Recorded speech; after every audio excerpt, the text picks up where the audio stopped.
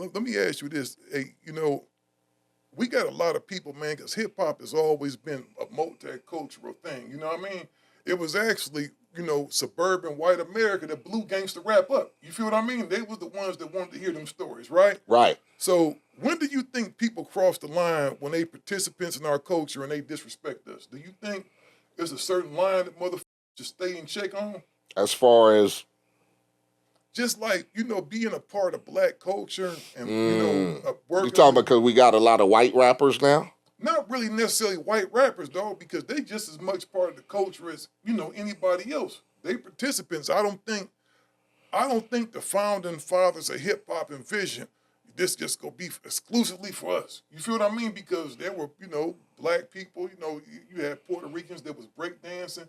You had everybody that was participants early on. I know in England, but do the brothers look at the white people as our culture?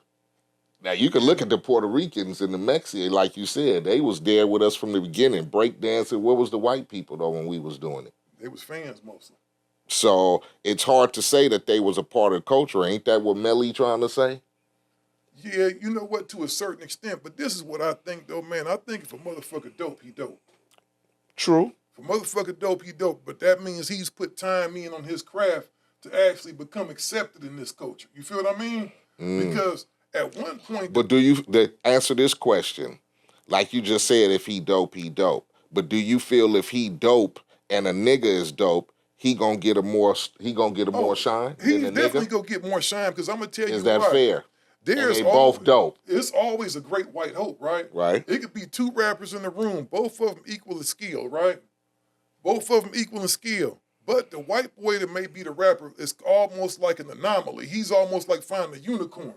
Like, this motherfucker is cold. We finally found us one that compete against they Rakims and they Big Daddy Kanes and all the other shit. Because when you think about it, and I'm a fan of Eminem.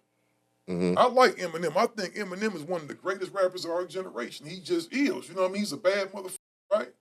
But when Eminem came, I've heard, when I was working for a music publishing company, one of the executive sons told me, he said that he feels Eminem took hip-hop to another level. And I looked at him and I said, you young and disrespectful motherfucker, what about Public Enemy? What about all these other groups that paved the way for this person? I think Eminem would agree with me. You feel what I mean? Mm-hmm. He just put him past everybody and said, no. And when I asked him about a Chuck D, he said, who the f*** Chuck D was some washed up rapper? He said it just like that. And this is a kid that's from England.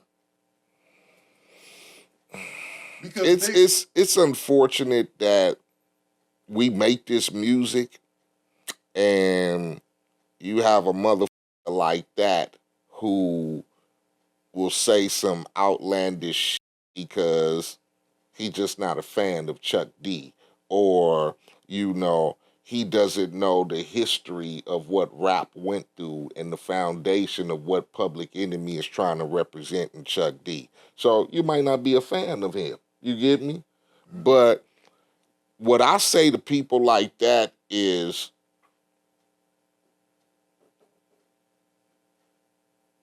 sometimes you need to shut the fuck up with your opinion about the foundation of music and about certain rappers and, oh, he's some washed up motherfucker like that. I mean, you should never fix your mouth to say shit like that. Because without a person like Chuck D, there would be no fucking Eminems.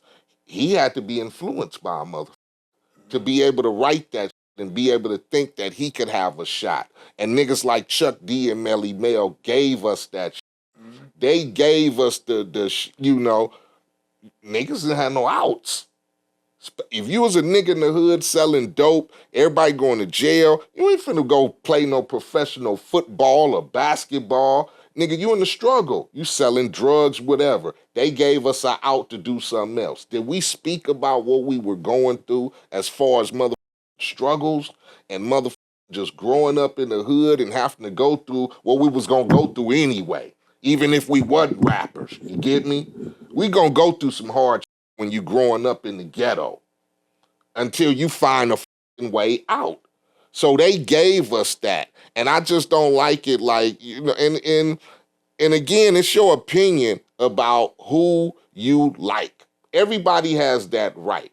But sometimes I say you need to watch what you say about motherfuckers who gave us the motherfucking bricks and cement to build the motherfucking house that rap stands on right now. You feel me? Gangster Chronicles, we gon' tell you how it goes. If I lie, my nose will grow like Pinocchio. We gon' tell you the truth and nothing but the truth. Gangster Chronicles, this is not your average show.